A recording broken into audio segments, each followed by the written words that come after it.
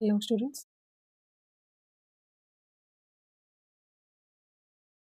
It's called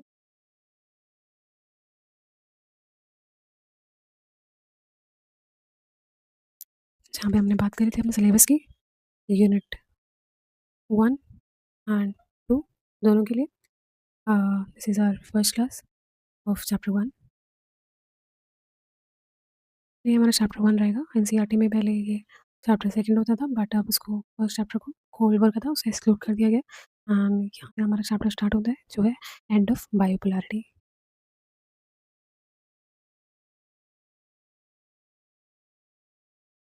end of बायोपोलैरिटी, तो इसमें हमें देखना है, हमें यूएसएसआर का डिसइंटीग्रेशन देखना है। यहाँ पर देखना है हमें, यहाँ पर साउथ एशियन क्राइसिस देखेंगे। एंड देखेंगे हम इसमें, ये हमारे लिए इंपॉर्टेंट नहीं है, अरब स्प्रिंग में एनसीईआरटी में मेंशन नहीं है, जस्ट एक्स्ट्रा इन्फॉर्मेशन इसमें ऐड की गई है। ठीक है? जैसा कि हम जानते हैं वर्ल्ड वॉर 1 हुआ था हमारा 1914 से 1918 के बीच में। देन फिर हुआ था हमारा सेकंड वर्ल्ड वॉर जो था 1939 से 1945 के बीच में। देन फिर हमारा आया था कोल्ड वॉर एरा जो था 1945 से 1991 के बीच में। तो देखते हैं कोल्ड वॉर क्या था। कोल्ड वॉर कोई वास्तविक युद्ध नहीं था। क्लास बेसिकली हिंदी और इंग्लिश दोनों स्टूडेंट्स की रहने वाली है। अगर अगर हिंदी के स्टूडेंट्स को कोई प्रॉब्लम हो इंग्लिश के टर्म्स को समझने में, तो वो सीधा इस स्लाइड्स को देख सकते हैं। एंड मैं जस्ट रीड कर देती हूँ एंड एक्सप्लेन कर देती हूँ इंग्लिश में, तो दोनों स्टूडेंट्स के लिए काफ़ी बेटर हो जाएगा। जैसे कि हम जानते हैं कोई वास्तविक युद्ध नहीं था, बल्कि इसमें केवल युद्ध की संभावना बनी रहती थी। संघर्ष, तनाव और हमले की आशंका सेकेंड वर्ल्ड वॉर के एंड के बाद सोवियत संघ के विघटन एंड अमेरिका एंड सोवियत संघ के बीच टेंशन रहती थी, जिसे हम कहते थे कोल्ड वॉर। मतलब कोल्ड वॉर कोई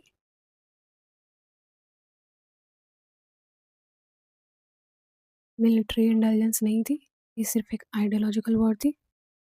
आइडियोलॉजिकल वॉर जिसने वर्ल्ड को दो पार्ट्स में डिवाइड किया हुआ था, कैपिटलिस्ट एंड सोशलिस्ट। जहाँ से हम देखते हैं बाइपोलर वर्ल्ड की बात करते हैं। सेकेंड वर्ल्ड वॉर के बाद हम देखते हैं हमारा सुपर पावर में America and Soviet union emerge हुए थे। दोनों ही सुपर पावर थे, जिसका अपने एरिया पे, अपने रीजन पे बहुत ज़्यादा इन्फ्लुएंस था। एंड जो अपनी आइडियोलॉजी से सेपरेटेड थे, America related to capitalism and Soviet Union related to socialism. यहाँ देखेंगे जो हमारा पूर्वी खेमा था यूएसएसआर एंड जिसका जिसके फ्लैग पे हमको हथौड़ा एंड लहराते का प्रतीक देखने को मिलता है। एंड दूसरी तरफ था हमारा पश्चिमी खेमा यूएसए, जो कैपिटलिस्ट सिस्टम की बात करता था। आगे बढ़ने से पहले हम देखेंगे कैपिटलिस्ट कैपिटलिज्म वर्सेस सोशलिज्म में डिफरेंस देखेंगे। चलिए पहले हमें खराब करना पड़ेगा, तो इरेज कर लेते हैं।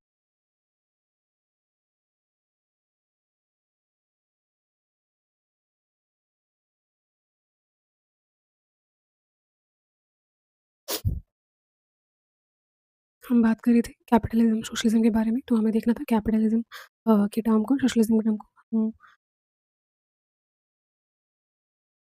Capitalism is related to mode of production and source of production। किसी इंडिविजुअल राइट्स में एंड किसी कॉरपोरेशन के राइट्स में रहते हैं, जो उसको ओन करते हैं, उसको स्ट्रैटेजी को मेंटेन करते हैं एंड जिनका मेन प्रॉफिट होता है प्रॉफिट गेन करना। यहाँ पर रिसोर्सेज का इक्वल डिस्ट्रीब्यूशन भी नहीं होता। बेसिकली ये सिस्टम डिपेंड करता है डिमांड एंड सप्लाई की चेन पे, डिमांड एंड सप्लाई की चेन पे ये इसका मेन आइडिया होता है प्रॉफिट का। यहाँ पर सोशल वेलफेयर को तवज्जो नहीं दी जाती है एंड ऐसे कई इश्यूज़ हैं जिनको अनदेखा कर देते हैं कैपिटलिज्म जो आइडियोलॉजी होती है। तो ये हमने जाना, इसका मेन फोकस हमें देखना है कि इसका mode of production, means of production and source of production profit के लिए होता है, और जो डिमांड एंड सप्लाई की चेन पे काम करता है, जितनी ज़्यादा डिमांड सप्लाई। दूसरा देखेंगे सोशलिज्म। कैपिटलिज्म से बिल्कुल उलट होता है। यहाँ पर रिसोर्सेज का इक्वल डिस्ट्रीब्यूशन होता है। यहाँ पर रिसोर्सेज का इक्वल डिस्ट्रीब्यूशन होता है। स्टेट के द्वारा यहाँ पर रिसोर्सेज को इक्वल डिस्ट्रीब्यूशन किया जाता है और यहाँ पर सोशल वेलफेयर को मेंटेन किया जाता है, ध्यान दिया जाता है। सोशल वेलफेयर की बात की जाती है, पर इतना मेजर पॉइंट प्रॉफिट नहीं है। एंड यहाँ पर स्टेट गवर्न करती है, स्टेट की पॉलिसीज़ को मेंटेन करती है पीपल्स के लिए, मैस के लिए, कि उनके लिए क्या सही है, क्या गलत है। यहाँ तक कि यहाँ पर कलेक्टिव हमको एग्रीकल्चर भी देखने को मिलता है सोशलिज्म में, जो govern and own by state होती है, जहाँ पर सारा एडमिनिस्ट्रेशन भी and means of production resources का इक्वल डिस्ट्रीब्यूशन स्टेट के लिए किया जाता है। एंड सोशलिज्म का नेक्स्ट लेवल जो वो अचीव करना चाहता है, उस टर्म को हम कहते हैं कम्युनिज्म। बेसिकली हम इसको कह सकते हैं कि जैसे हमारा भी कोई एक ड्रीम होता है अचीव करने के लिए, वैसे भी सोशलिज्म का ड्रीम था कम्युनिज्म अचीव करने के लिए। And what is communism? Communism is basically जहाँ पर क्लासलेस एंड स्टेटलेस सोसाइटी हो, बट ऐसा कोई भी कंट्री अभी तक अचीव नहीं कर पाई है। इवन कि आप सोशलिज्म भी काफ़ी ज़्यादा सक्सेस नहीं हुआ है अपनी आइडियोलॉजी को लेके। तो यहाँ देखते हैं कम्युनिज्म में एक स्टेटलेस एंड क्लासलेस सोसाइटी हमें देखने को मिलती है। आइडिया की बात करें तो कम्युनिज्म की, जहाँ पर कोई स्टेट नहीं होता, यहाँ पर गवर्नेंस और सब कुछ रिसोर्सेज का डिस्ट्रीब्यूशन एंड ओन किया जाता है by the people, by the common people. Collectively यहाँ पर रिसोर्सेज का डिस्ट्रीब्यूशन होता है पीपल्स के लिए। तो ये एक हाइपोथेटिकली टर्म है कम्युनिज्म, इसको कोई भी अभी तक अचीव नहीं कर पाया। हम आगे देखते हैं, आगे बढ़ते हैं। हम बात करते हैं सोवियत यूनियन की। इसमें एक हमारे एनसीईआरटी में हमें सबसे फर्स्ट जो की पॉइंट देखने को मिलता है वो स्टार्ट होता है बर्लिन वॉल से, वो हम बाद में पढ़ेंगे यूएसएसआर के बाद में। पहले हम यहाँ देख लेते हैं सोवियत यूनियन के बारे में देखेंगे। सबसे पहले हम देखेंगे कि सोवियत यूनियन क्या था, कैसे इमर्ज हुआ था, इसकी कैरेक्टरिस्टिक्स देखेंगे एंड इसके कमियों के बारे में बात करेंगे। तो सबसे पहले हम देखते हैं सोवियत संघ का, सोवियत यूनियन कैसे फॉर्म हुआ था। तो रूस में 1917 में बोल्शेविक रेवोल्यूशन हुआ था, उसे रशियन रेवोल्यूशन भी कहते हैं। बोल्शेविक रेवोल्यूशन हुआ था जो कैपिटलिस्ट सिस्टम के खिलाफ हुआ था। इसके बाद यूएसएसआर इमर्ज हुआ था। जैसे कि मैंने बताया, सोशलिस्ट की आइडिया को ये समतावादी राज्य के तहत केंद्रीकृत योजना राजनियंत्रण पर आधारित साम्यवादी दल द्वारा निर्देशित था, इसमें जिसे सोवियत प्रणाली कहा जाता था। सोवियत संघ 15 राज्यों का गण था, ये भी हमारे लिए इंपॉर्टेंट बन जाता है, इसको याद रखेंगे कि सोवियत 15 राज्यों का गण था, जिसमें थे रूस, Ukraine, Georgia, Belarus, Uzbekistan, Armenia, Azerbaijan, Tajikistan, Kyrgyzstan, Moldova, Turkmenistan, Tajikistan, Latvia, Soviet, Lithuania and Estonia. ये तो हमने देखा वहाँ के इमर्जेंस जो बोल्शेविक एंड रशियन रेवोल्यूशन से जुड़ी है। इसके बाद हम कैरेक्टरिस्टिक्स की बात करते हैं। यहाँ पर देखेंगे सोवियत यूनियन के कैरेक्टरिस्टिक्स के बारे में।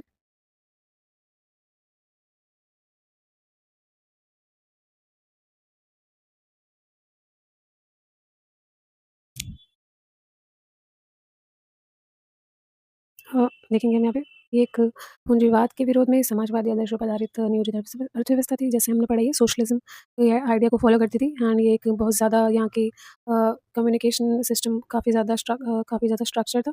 एंड यहाँ पर रिसोर्सेज के रिसोर्सेज की बात करें, यहाँ पर यूज रिसोर्सेज मौजूद थे, काफ़ी ज़्यादा सेल्फ सफिशिएंट था सोवियत यूनियन। एंड वहाँ का डोमेस्टिक एंड इंडस्ट्रियल एंड सारी यातायात की सुविधाएं काफ़ी ज़्यादा बेहतर थी, उन्नत थी। आगे हम कम्युनिस्ट पार्टी का वहाँ पर दबदबा था, चाहे वो रोज़गार हो, स्वास्थ्य जैसी मूलभूत सुविधाएं हो, सुनिश्चित करता था। जो यहाँ पर गौर करने वाली बात ये भी है, कम्युनिस्ट पार्टी के अलावा वहाँ पर कोई भी पार्टी एग्जिस्ट ही नहीं करती थी, या फिर हम कहें तो एग्जिस्ट करने दी नहीं जाती थी। वहाँ पर सिर्फ किसी भी पार्टी का एंट्रेंस एग्जिट अलाउड नहीं था।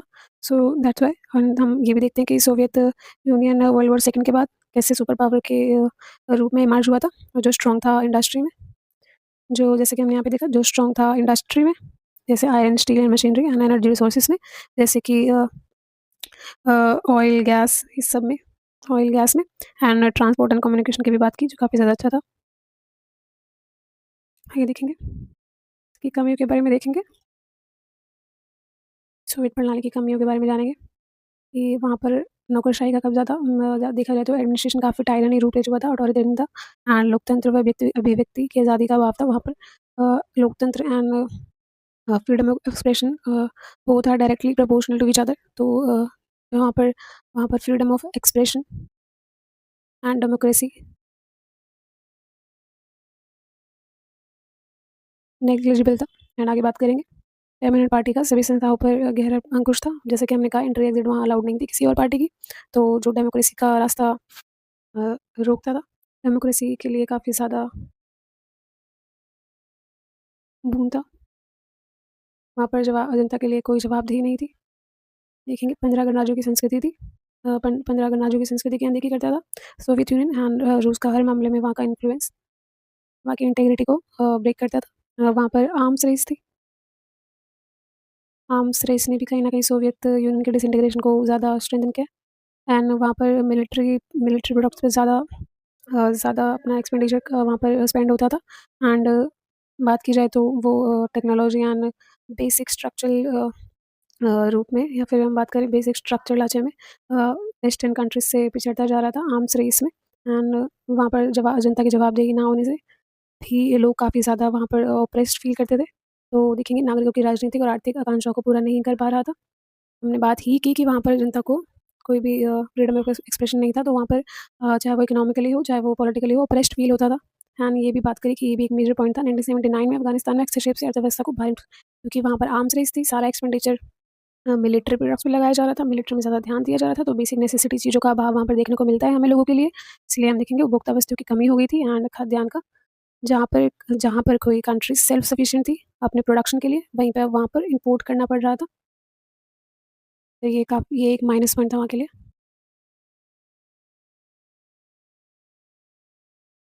हमने बात की वहाँ के वीकनेस की, सोवियत सिस्टम की, एंड जहाँ पर हमने अथॉरिटेरियन सिस्टम की बात की, power concentrated in communist party की बात की, करप्शन की बात की, एंड वहाँ की इकोनॉमिक प्रॉब्लम्स की बात की, टेक्नोलॉजिकल बिहाइंड द वेस्ट की बात की, and heavy spending in military and arms base ने कहीं न कहीं सोवियत यूनियन को काफ़ी पीछे कर दिया।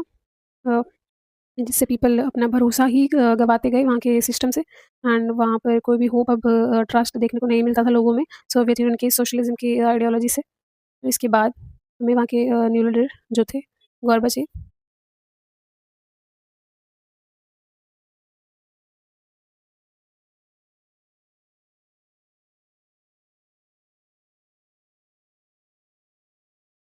वहाँ पर न्यू लीडर अपॉइंट किए गए थे, जो थे गोर्बाचेव। उनकी पॉलिसीज़ के बारे में बात करेंगे और कैसे इनकी पॉलिसीज़ ने, उनकी रेडिकल पॉलिसीज़ ने सोवियत यूनियन का डिसइंटीग्रेशन का रास्ता क्लियर कर दिया, ये भी देखेंगे हम। रिफॉर्म्स क्या थे और रोल क्या था गोर्बाचेव का। तो सोवियत प्रणाली की समस्या को हल करने के लिए मिखाइल गोर्बाचेव को महासचिव बनाया गया था 1980 के दशक में। ये बहुत ज़्यादा इंपॉर्टेंट रहने वाला है हमारे एग्जाम में, यहाँ से डायरेक्ट एमसीक्यू पूछे जाते हैं हमसे, तो इसको ध्यान रखेंगे। मिखाइल गोर्बाचेव के इन दोनों ही रिफॉर्म्स को हम अच्छी तरह देखेंगे, अपने जहन में इसको हमको लॉक कर देना है, इसको नहीं भूलना है एट एनी कॉस्ट। तो देखेंगे उन्होंने राजनीतिक सुधार किए, लोकतंत्रीकरण अपनाया। जो मेजर दो उनके रिफॉर्म्स थे वो थे पेरेस्ट्रोइका, जिसे हम रिकंस्ट्रक्शन या पुनर्संरचना कहते हैं, एंड सेकंड वन इज़ खुलापन, ग्लासनोस्ट ओपननेस कहते हैं। एंड जो पुनर्संरचना रिकंस्ट्रक्शन था आर्थिक पुनर्निर्माण से, इकोलॉजिकल रिकंस्ट्रक्शन से जुड़ा हुआ था, एंड ओपननेस ग्लासनोस्ट था पॉलिटिकली पारदर्शिता को शो करता था। इन नीतियों ने अंदरूनी और बाहरी दोनों तरफ से विरोध शुरू हुआ। बेसिकली गोर्बाचेव की रिफॉर्म्स में पीपल चाहते थे कि चेंजेस हो, एंड बट उसके उनके अपने ही पार्टी के लीडर एंड कहें कि इंटरनल जो टीम वहाँ पर थी, उनकी वहाँ पर मेंबर्स थे, वो उनका अपोज करते थे इन रिफॉर्म्स के लिए। तो देखा जाए तो ये कॉन्फ्लिक्ट हमें देखने को मिलता है कि बाहर तो काफ़ी आक्रोश देखने को मिलता है पीपल में कि हमें चेंज की ज़रूरत है। वहीं पे वहाँ के लीडर्स जो उनकी पार्टी के थे, वो उनसे काफ़ी ज़्यादा नाराज़ थे कि वो इन्हें ऐसे रिफॉर्म्स नहीं करने चाहिए। तो ये हमें देखने को मिलता है। यहाँ पे देखेंगे अब हमने देखा सुधार के बारे में, इसके बाद हमें देखेंगे डिसइंटीग्रेशन ऑफ यूएसएसआर की बात करें तो यहाँ देखेंगे इसके कॉजेज़ के बारे में। कहीं न कहीं देखेंगे गोरबाचेव के रिफॉर्म्स ने ज़्यादा अच्छे स्तर पर काम नहीं किया एंड ये फेल हो गई। यहाँ पर इनके रिफॉर्म्स कोई ख़ासी चेंज या फिर कोई मेजर चेंज नहीं ला पाए। वहाँ के सिस्टम में देखेंगे, उनके डिसइंटीग्रेशन के कॉज़ देखेंगे, जहाँ पर हम देखेंगे 25 दिसंबर 1991 को। तो पहले देखेंगे बोरिस येल्त्सिन के नेतृत्व में पूर्वी यूरोपीय देशों का तथा रूस, यूक्रेन, बेलारूस ने सोवियत संघ की समाप्ति की घोषणा की, जिसमें 15 नए देश का उदय हुआ और CIS स्वतंत्र राज्यों का राष्ट्रकुल का, जहाँ पर रशिया ने, यूक्रेन ने, बेलारूस ने खुद को सेल्फ सोवर्ण घोषित कर दिया था। सेल्फ सोवर्ण अपने आप को घोषित कर दिया था। तो देखेंगे घोषित करने से पहले क्या ऐसे कॉज थे जो सोवियत यूनियन को डिसइंटीग्रेशन की तरफ ले गए। तो ये थे राजनीतिक आर्थिक संस्थाओं की अंदरूनी कमजोरी से जनता का राज्य व्यवस्था पर अविश्वास, ये हमने देख लिया। वहाँ पर कोई जवाबदेही नहीं थी, फ्रीडम ऑफ एक्सप्रेशन भी नहीं था वहाँ पे, तो लोग काफ़ी ज़्यादा अपना ऑपरेस होने लगे। तो देखेंगे आर्म्स रेस एंड मिलिट्री पर काफ़ी ज़्यादा एक्सपेंडिचर बढ़ गया, जो बेसिक नेसेसिटी को भी पूरा नहीं कर पा रहे थे वहाँ के लोगों के लिए, वहाँ की गवर्नमेंट। पूर्वी यूरोप के पिछड़ा देशों के विकास पर, जैसा कि हमने देखा कि वहाँ पर ज़्यादा आर्म्स में के वॉर में वहाँ पर खर्च किया जा रहा था।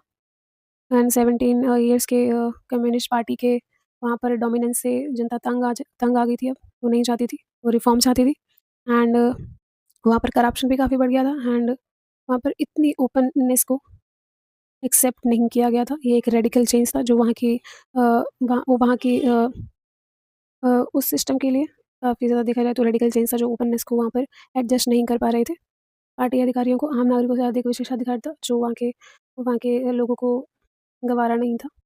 गोरबचेव की सुधारों को ठीक से लागू ना हो पाना, रिफॉर्म्स काफ़ी ज़्यादा कारगर नहीं साबित हुए वहाँ पे। दूसरा देखेंगे राष्ट्रीयता और संप्रभुता की भावनाओं का उभार हो गया था। जैसा कि हम नेशनलिज्म वहाँ देखने को मिलता है एंड वहाँ पे सोवर्निटी की भी वो देखने को मिलती है कि बाकी सोवर्निटी एंड नेशनलिज्म ने लीड किया डिसइंटीग्रेशन के इमर्जन कॉज को। तो ये था हमारे कुछ कॉज डिसइंटीग्रेशन के बारे में। आगे देखते हैं डिसइंटीग्रेशन के कॉज क्या हुए। इसके 3 मेजर कॉज हुए थे, जिसमें सबसे पहले हम देखते हैं, फर्स्ट देखते हैं दूसरी दुनिया का पतन हो गया, मतलब US एंड USSR वाली जो आइडियोलॉजी थी वो ख़त्म हो गई। अब सिर्फ एक ही सुपर पावर रह गई US एंड कोल्ड वॉर का भी एंड हो गया। ये इसकी कोल्ड वॉर के एंड के पीछे एक और मेजर इवेंट की बात करेंगे हम, बर्लिन वॉल की, वो हम अपने लास्ट में करेंगे। हम समाजवाद पूंजीवाद की लड़ाई खत्म हो गई, हमने देखा हथियारों की होड़ भी समाप्त हो गई अगर वहीं पे, क्योंकि हथियारों की होड़ आर्म्स रेस थी सुपर पावर बनने तक। बट जब पावर ही एक पावर को एक पावर का डिसइंटीग्रेशन हो ही गया, तो वहाँ पर आर्म्स रेस किस बात की बची होगी, तो ये भी समाप्त हो गई। सेकंड देखेंगे विश्व राजनीति में शक्ति संबंध बदल गए। अमेरिका सुपर पावर बना एंड कैपिटलिस्ट इकोनॉमी को काफ़ी ज़्यादा प्रोमिनेंट माना जाने लगा डेवलपमेंट के लिए एंड ग्रोथ के लिए। And world bank and IMF जैसी जो ऑर्गेनाइजेशन थी, उन्होंने काफ़ी हेल्प करी कंट्रीज़ को, पुअर कंट्रीज़ को लोन देने में एंड इकोनॉमिकली हेल्प करने में। थर्ड हम देखेंगे और ये देखेंगे, तो यहाँ पे हमने देखा अपने थर्ड कॉन्सिक्वेंसेस को आगे देखेंगे। यूनिपोलर वर्ल्ड को देखेंगे, जो 1991 में सोवियत यूनियन के डिसइंटीग्रेशन के बाद अमेरिका एकमात्र सुपर पावर बना एंड कोई भी देश अब अमेरिका को टक्कर देने वाला नहीं रहा था। अमेरिकी वर्चस्व आर्थिक, सामाजिक, कल्चरल एंड मिलिट्री वाइज देखें तो अ, अंतरिक्ष, प्रौद्योगिकी एंड ट्रेड, सभी क्षेत्रों में वहाँ पर इन्फ्लुएंस अपना कर रहा था सभी कंट्रीज़ के लिए।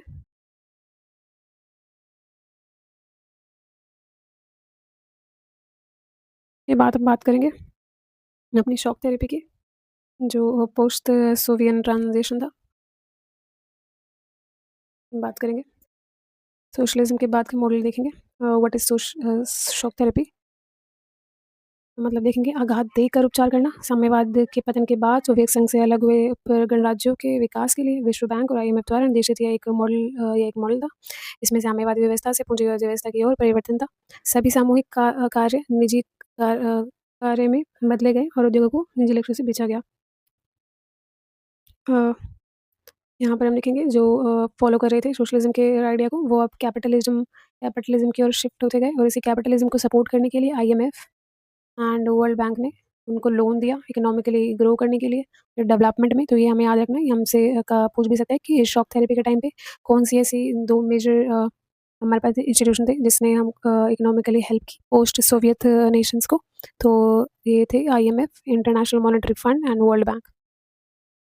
यहाँ पर इंडस्ट्रीज़ को एंड प्राइवेट हाथों में दे दिया गया, प्राइवेटाइजेशन किया गया। ठीक है, आगे शॉक थेरेपी कैरेक्टरिस्टिक जानेंगे। राज्य की सभी संपदा का यहाँ पर प्राइवेटाइजेशन किया गया एंड कलेक्टिव फॉर्म को कलेक्टिव फॉर्म की जगह वहाँ पर प्राइवेट फॉर्मिंग या फिर कैपिटलिस्ट फॉर्मिंग का ये पहले लोग वहाँ पर कलेक्टिव फॉर्मिंग करते थे एंड जगह जो गवर्नमेंट के कंट्रोल में होती थी एंड जो गवर्नमेंट डिसाइड करता था उनका डिस्ट्रीब्यूशन रिसोर्सेज का। बट वहाँ पर अब वो इंडिविजुअल हो गई एंड प्राइवेट हो गई, पर कोई गवर्नमेंट्स का इंटरफेरेंस नहीं रहा। बात करेंगे कि वहाँ पर फ्री ट्रेड सिस्टम को भी अपनाया गया एंड वहाँ की करेंसी में भी हमें चेंजेस देखने को मिलते हैं एंड पश्चिमी आर्थिक व्यवस्था से अब वहाँ से जुड़ रहे थे शॉक थेरेपी के बाद कैपिटलिज्म की आइडियोलॉजी के साथ। तो इसके साथ ही पूंजीवादी के अतिरिक्त किसी वैकल्पिक व्यवस्था को स्वीकार। हमारे पास सिर्फ 2 आइडियोलॉजी हमको देखने को मिलती है लेफ्ट वर्ल्ड वॉर सेकंड के बाद। इसमें भी अब सोशलिज्म खत्म हो चुका था एंड एकमात्र हमारे पास कैपिटलिज्म रह गया था। इसके अलावा कोई भी आइडियोलॉजी नहीं थी जो किसी भी नेशन की बिल्डिंग को लीड कर पाए। तो इसी का एकमात्र सहारा था। तो ये शॉक थेरेपी के कॉन्सिक्वेंसेस देखेंगे। रूस का औद्योगिक ढांचा एकदम चरमरा गया था, पूरी व्यवस्था तहस नहस हो गई थी। समाज कल्याण की पुरानी व्यवस्था नष्ट हो गई थी, मध्यम वर्ग हाशिए पर आ गया था, निम्न वर्ग और गहरी खाई में चला गया था। ये शॉक थेरेपी एक रेडिकल चेंज था, एक रेडिकल ट्रांजिशन जिसे कहेंगे हम, एक रेडिकल ट्रांजिशन था जो इतना रैपिडली हुआ जिससे रूस का पूरा स्ट्रक्चर वहाँ पर तहस नहस हो गया। और इतने रैपिड चेंज की वहाँ पर उम्मीद नहीं की जा रही थी। देखेंगे 90% उद्योगों को बिल्कुल कम दामों पर बेचा गया, जिसे हम इतिहास में सबसे बड़ी गैराज सेल कहते हैं। ये याद रखना इंपॉर्टेंट है स्टूडेंट्स। इसे हिस्ट्री की सबसे बड़ी गैराज सेल कहते हैं।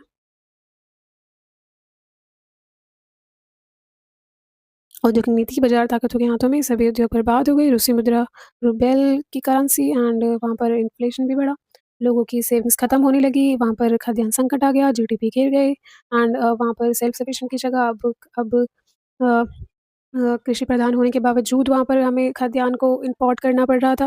माफिया वर्ग का उभार जिसने अधिकतर आर्थिक गतिविधियों पर नियंत्रण कर रखा था एंड देखेंगे पॉलिटिकल वहाँ पर प्रभाव था। आंतरिक संकट को देखने को मिला, हमें कामचोर सांसद देखने को मिली, सत्तावादी राष्ट्रपति शासन अथॉरिटेटिव अथॉरिटेटिव प्रेसिडेंट रूल भी देखने को हमें वहाँ मिला।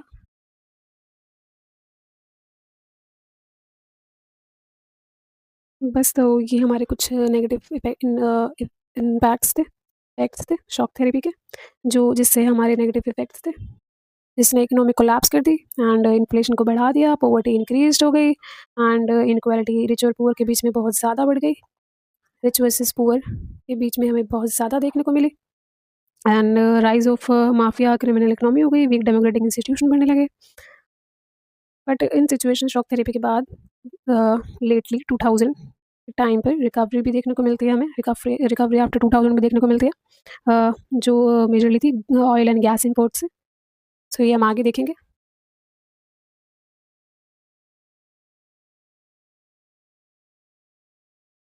यहाँ पर देखेंगे कॉन्फ्लिक्ट्स के बारे में, टेंशन के बारे में बात करेंगे।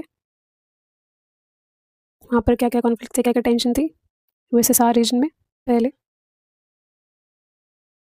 तो जैसे कि देखेंगे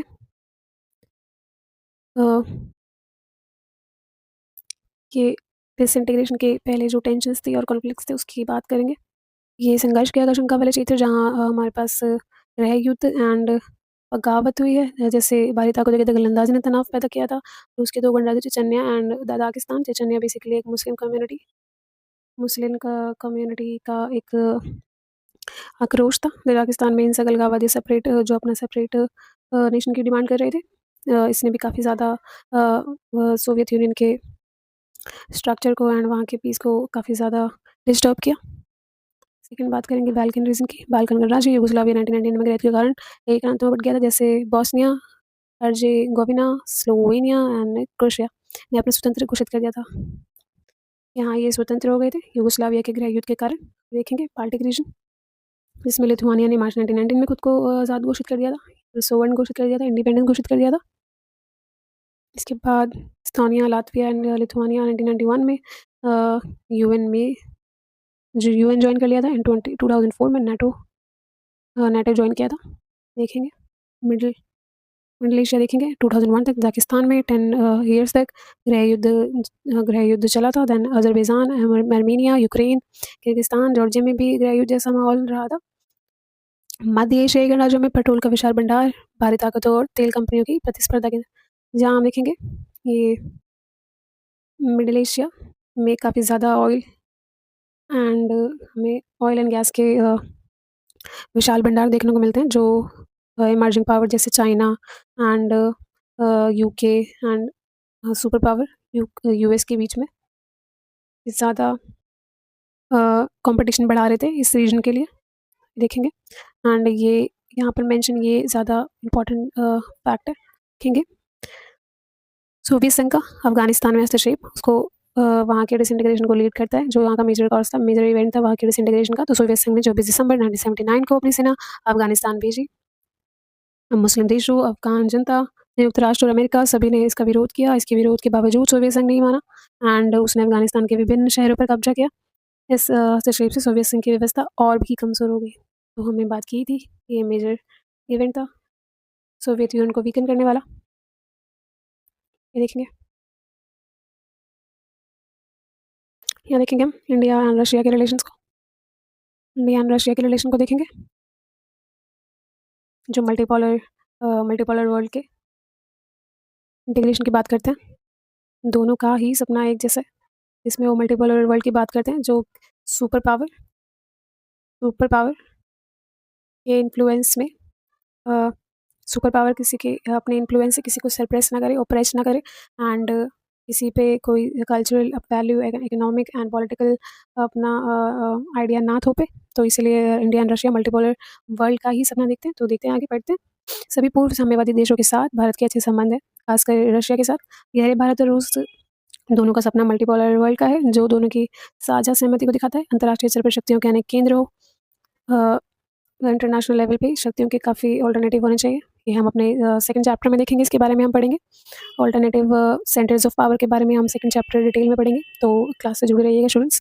देखते हैं सिक्योरिटी रीजन से एंड वहाँ के क्षेत्रीयता को बढ़ावा दिया जाए, अंतर्राष्ट्रीय संघर्षों को बातचीत से हल किया जाए और देश की अपनी एक स्वतंत्र विदेश नीति हो, यूएन जैसी संस्थाओं को मजबूत, लोकतांत्रिक एवं शक्ति संपन्न बनाया जाए। देखते हैं इसके मेजर पॉइंट्स के बारे में। ये स्टूडेंट्स ये काफ़ी इंपॉर्टेंट पॉइंट है जो हमको याद रखना है। ये डायरेक्ट हमसे डेट पूछी जा सकती है, तो इसको सब याद रखेंगे, ये इंपॉर्टेंट है। जो मैं इंपॉर्टेंट बता रही हूँ वो प्लीज़ इसको ध्यान दीजिएगा स्टूडेंट। वो काफ़ी ज़्यादा एमसीक्यू और एक्सपेक्टेड क्वेश्चन जो हमारे बन सकते हैं, इन फैक्ट से बन सकते हैं। तो 2001 के भारत रशिया सामरिक समझौते के तहत 18 बायलैटरल डॉक्यूमेंट्स पर साइन किए गए थे। दैन रूस ने हमको कश्मीर एंड ऊर्जा आपूर्ति, अंतर्राष्ट्रीय आतंकवाद, पश्चिमी एशिया में पहुंच और चीन के साथ संबंधों में संतुलन जैसे मुद्दों पर मदद की है। जैसे कि हम देखेंगे कि इंडिया कश्मीर के मुद्दे पर यूएन में बात करता है, तो रशिया हमें सपोर्ट करता है। वहीं पे चाइना के साथ रशिया के कुछ पॉजिटिव रिलेशन हमारे इंडिया को मीडिएटर के रूप में रशिया हमारे लिए प्रेजेंट रहता है चाइना से बात करने के लिए। तो ये एक मीडिएटर का काम भी करता है, जहाँ से हम रशिया से ऑयल भी इंपोर्ट करते हैं। एंड यहाँ पे देखते हैं इस पॉइंट को कि भारत रूस के लिए हथियारों का सबसे बड़ा खरीदार देश है। यस, हम काफ़ी ज़्यादा वहाँ से अपने मिलिट्री प्रोडक्ट भी इंपोर्ट करते हैं। एंड ये देखते हैं रूस ने तेल संकट की घड़ी में भी हमेशा भारत की मदद की है। Yes, true. एंड भारत रूस, कजाकिस्तान और तुर्कमेनिस्तान के साथ ऊर्जा आयात बढ़ाने की भी कोशिश की है। रूस भारत की परमाणु योजना में मददगार भी रहा है एंड अंतरिक्ष उद्योग में ज़रूरत के समय क्रायोजेनिक रॉकेट देकर भारत की मदद, ये इंपॉर्टेंट है। क्रायोजेनिक हम रशिया से हेल्प लेते हैं, क्रायोजेनिक रॉकेट हमने लिया है एंड मेजर पॉइंट है यहाँ पर। जैसे कि हमने देखा रूस ने कश्मीर के मुद्दे पर भी हमेशा यूएन लेवल पे, इंटरनेशनल लेवल पे इंडिया को सपोर्ट किया एंड ये मेजर पॉइंट्स थे कुछ India and India and Russia के पॉजिटिव रिलेशन को दिखाने के लिए पोस्ट 1991 के रिलेशन थे, पोस्ट 1991 रिलेशन थे।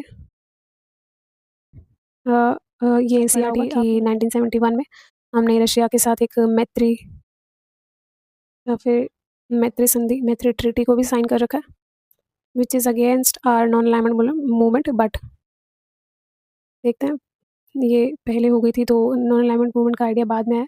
तो ये ट्रीटी भी हमें काफ़ी ज़्यादा हमारे क्लास को फाइनल एंड देने के लिए, इससे पहले हम एक मेजर इवेंट की बात करेंगे।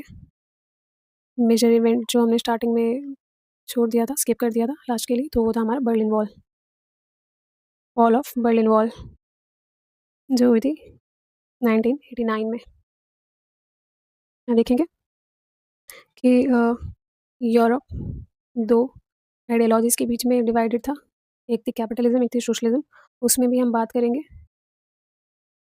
बर्लिन के वॉल की, जो सेपरेटेड करती थी वेस्ट जर्मनी को ईस्ट जर्मनी से, वेस्ट बर्लिन को एंड ईस्ट बर्लिन को, दोनों को अलग करती थी। देखेंगे वेस्ट फॉलो करती थी कैपिटलिज्म को, ईस्ट फॉलो करती थी सोशलिज्म को, कम्युनिज्म को।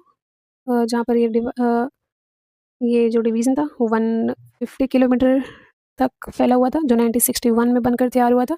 तो ये मेजर पॉइंट देखेंगे कि ये तैयार हुआ था 1961 में एंड ये फॉल हुआ था 1989 में। बट इसका कॉज के बारे में देखेंगे स्टूडेंट्स। ये जो वॉल है ये 150 किलोमीटर थी, जो 28 ईयर तक एग्जिस्ट कर रही थी आइडियोलॉजिकली।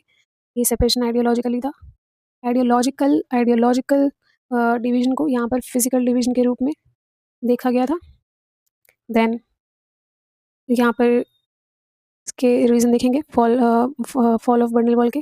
देखा गया था कि जो वेस्ट की आइडियोलॉजी थी ना कैपिटलिज्म की, वहाँ पर ज़्यादा ग्रोथ देखने को मिलती है, डेवलपमेंट देखने को मिलती है, freedom of expression, democracy and जवाबदेही वहाँ पर देखने को मिलती है। वहीं जहाँ पर ईस्ट में ऐसा नहीं था, वहाँ पर सारा जो सिस्टम था रिकैपिचुलेटेड बाय गवर्नमेंट था एंड वहाँ पर काफ़ी ज़्यादा लोग ऑप्रेस्ड फील करते थे। वहाँ पर फ्रीडम ऑफ एक्सप्रेशन नहीं था एंड वहाँ ग्रोथ भी नहीं की जा रही थी, ताकि जवाबदेही भी वहाँ पर नहीं थी, डेवलपमेंट भी ज़्यादा देखने को नहीं मिलता था एंड इंडस्ट्रियल ग्रोथ भी वहाँ पर नहीं थी। इस कारण वहाँ के लोग वेस्ट को एक ड्रीम की तरह देखने लग गए एंड इसीलिए वहाँ के लोग, ईस्ट के लोग वेस्ट में पलायन करने लगे। वेस्ट में उनका ट्रांजिशन देखने को मिलता है। तब वहाँ पर बॉर्डर को क्लोज किया गया कि यहाँ का कोई भी यहाँ के लोग यहाँ पर शिफ्ट ना करें, ये डिवीज़न मेंटेन रहे। इसीलिए वहाँ के लोगों को आज़ादी चाहिए थी ऑपरेशन से, सेपरेशन से। वहाँ के लोगों को डेवलपमेंट चाहिए थी, ग्रोथ चाहिए थी एंड वहाँ के लोग भी अपने फ्रीडम ऑफ एक्सप्रेशन को यूज़ करना चाहते थे, डेवलप होना चाहते थे वेस्ट की तरह। बट वहाँ पर ऐसा पॉसिबल नहीं था, क्योंकि वहाँ फॉलो की जा रही थी सोशलिज्म, जो जहाँ का सारा इंटरफेरेंस गवर्नेंस के लिए होता है, बट यहाँ पर ऐसा नहीं था। इसीलिए वो वेस्ट को अपना आइडियल मानने लगे, मानने लगे वेस्ट के थॉट्स को, वहाँ की ग्रोथ को, डेवलपमेंट को, वहाँ के लिए सपना माना जाने लगा वहाँ के नेचर को देख के। दैट्स वाई लोगों के बीच में आक्रोश बढ़ गया। लोगों ने वहाँ पर आक्रोश दिखाया, वहाँ पर रिवॉल्ट किया एंड बर्लिन की वॉल को ख़त्म किया। ये कोई वॉर नहीं था, वहाँ के लोगों ने ही वहाँ पर स्टेप लिया था। वहाँ के लोगों को ही ये स्टेप लेना पड़ा। वहाँ कोई ऐसा वॉर की इन्वॉल्वमेंट एंड मिलिट्री इन्वॉल्वमेंट नहीं थी। वहाँ के लोगों ने ये स्टेप लिया कि हम इस आइडियोलॉजिकल सेपरेशन के बीच में घुटकर अपने डेवलपमेंट को, अपनी ग्रोथ को हमको दांव पर नहीं लगा सकते। इसलिए हमें भी पूरा अधिकार है कि हम भी डेवलप्ड हो सके वहाँ की तरह। इसीलिए डिवीज़न को समाप्त किया गया। तो ये था एंड इस डिवीज़न को कहा गया, ये division capitalist versus socialist world को सिम्बलाइज़ करता है और दिखाता है कैसे कैपिटलिस्ट ने वर्क किया एंड कैसे वहाँ पर अपना प्रभाव छोड़ा सोवियत वर्ल्ड पे, सोवियत आइडियोलॉजी पे। तो हम एट द एंड देखते हैं कि capitalist is the winner and socialism वहाँ पर कहीं न कहीं पीछे हट गया एंड हार गया। वहाँ पर उसने अपनी लूज़ कर दी अथॉरिटी। तो ये था बर्लिन वॉल का फॉल, जो 1989 में किया गया था और 1961 में बिल्ड हुआ था। मैं बार-बार इसको रिपीट कर रही हूँ क्योंकि ये बहुत ज़्यादा इंपॉर्टेंट डेट्स हैं, जो आपको याद रखनी है। सो इसके बाद हम देखेंगे, क्विक रिवीजन करेंगे फाइनल अपने पॉइंट्स के साथ, तो इरेज़ करके।